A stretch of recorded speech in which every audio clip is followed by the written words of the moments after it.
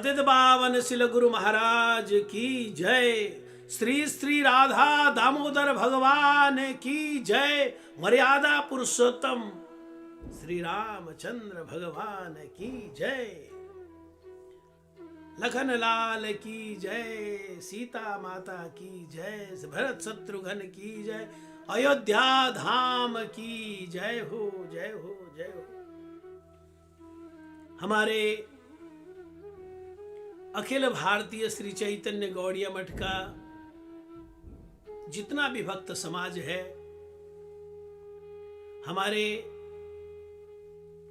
अखिल भारतीय श्री चैतन्य गौड़िया मठ का जितना भी शुभ चिंतक समाज है, सबको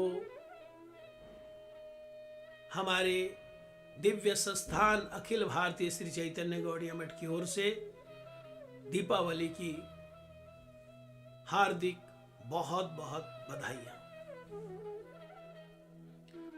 बड़ा ही शुभ अवसर, कार्तिक मास अमावस्या तिथि, हिज डिवाइन ग्रेस शिला भक्ति वल्लभ तीर्थ गोस्वामी महाराज जी ने दशावतार ग्रंथ लिखते हुए श्री राम जी के बारे में लिखा कि रावण का वध करने के बाद अपना जो 14 वर्ष का वनवास का जो टाइम पीरियड था, उसको पूरा जब होने लगा तो पुष्पक विमान के द्वारा भगवान श्री राम अयोध्या आए। भगवान श्री राम अयोध्या आएंगे।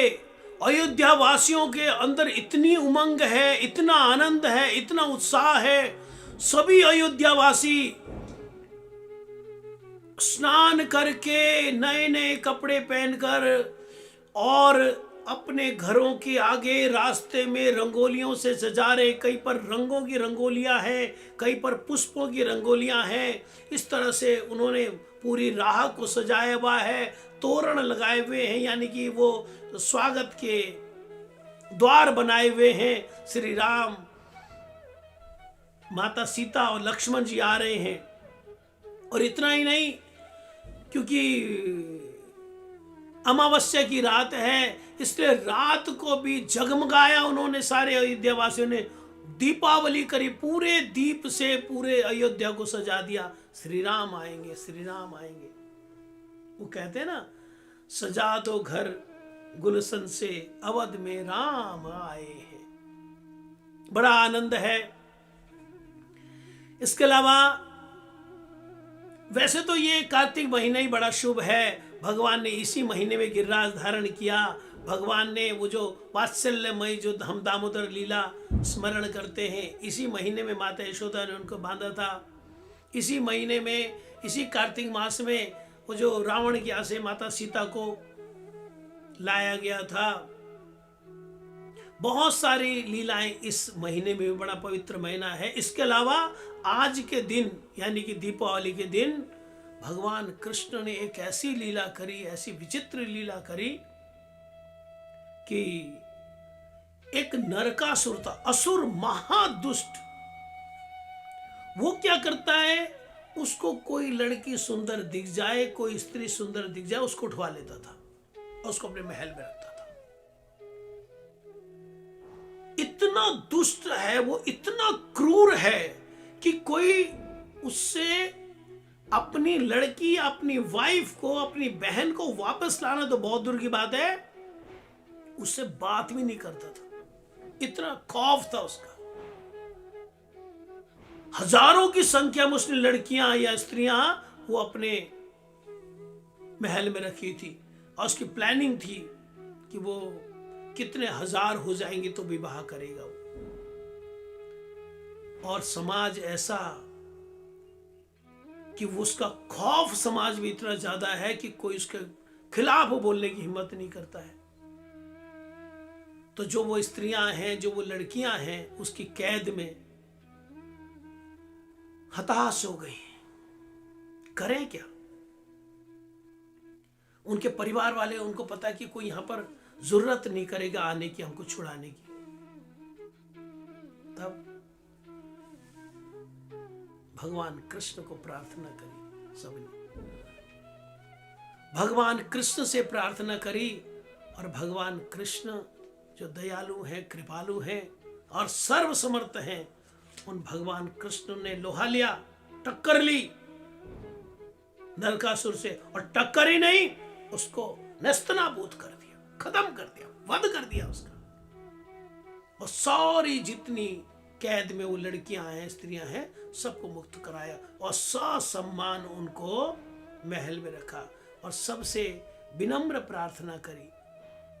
अभिमान नहीं कि मैं तुमको छुड़ा के ला, नहीं, विनम्र प्रार्थना करी कि आप सब बताइए आप कहाँ कहाँ से आए हैं, किस किस राज्य से हैं, किस परिवार से हैं, तो मैं व्यवस्था करता हूँ रथ के द्वारा आपको आपके परिवार के साथ भेज दिया जाए, आपको आपके परिवार के पास भेज दिया जाए। सब चुप। सब कहती हैं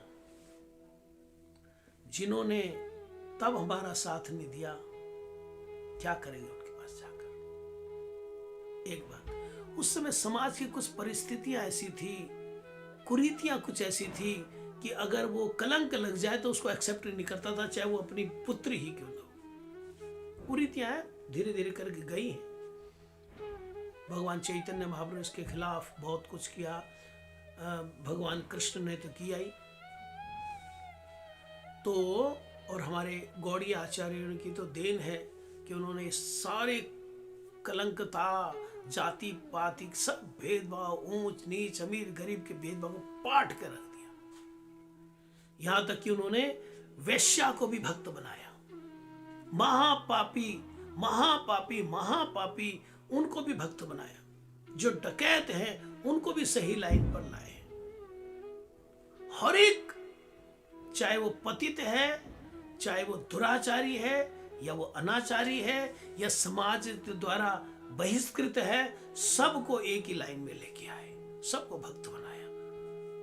जो भी है, भगवान कृष्ण ने जब उनको पूछा कि आपको कहां कहां भेजा जाए, आपके परिवार के पास भेज दिया जाए, सबने जवाब दे दिया, हम कहीं नहीं जाएंगे।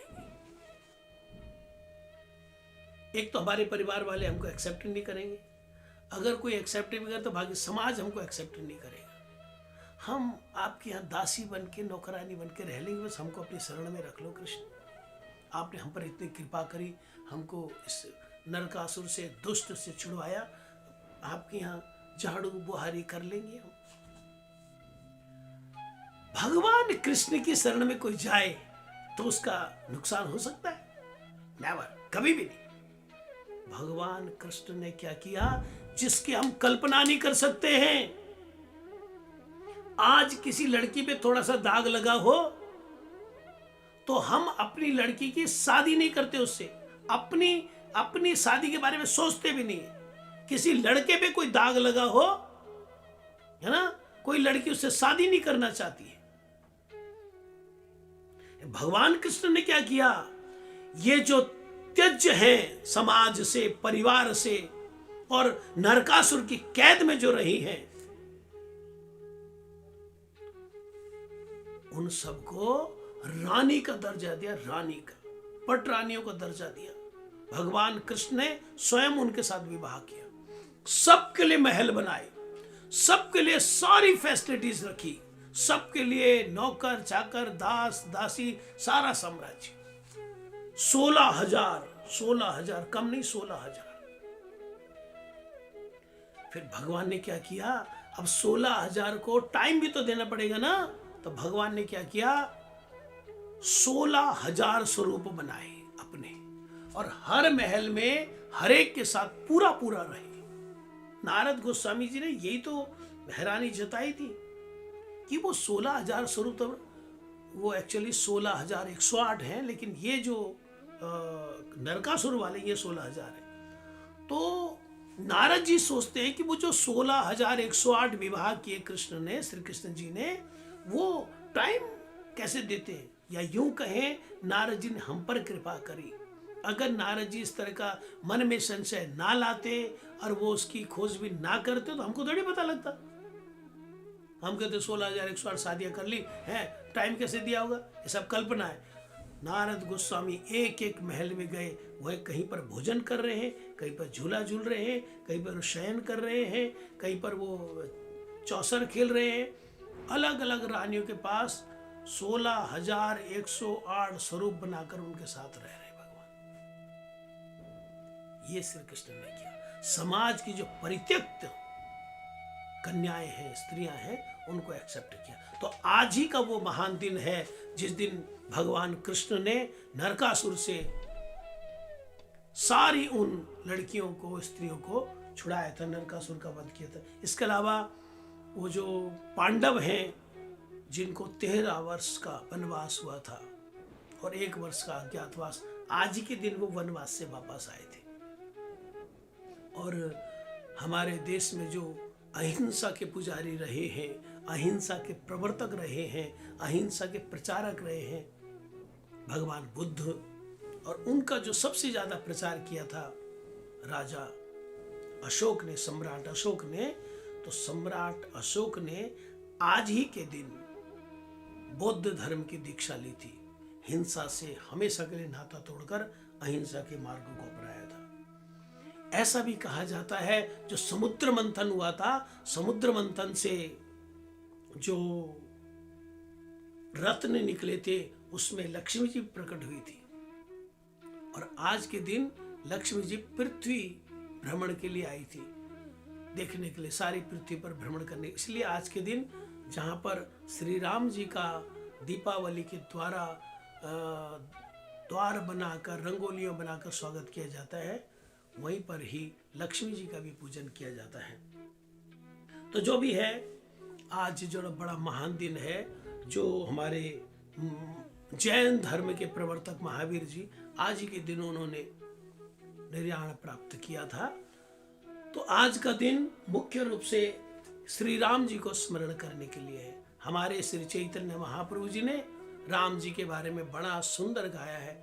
राम राघव राम राघव राम राघव रक्षमाम। साथ ही उन्होंने कृष्ण के बारे में बोला, कृष्ण केशव कृष्ण केशव कृष्ण केशव पाहि माम।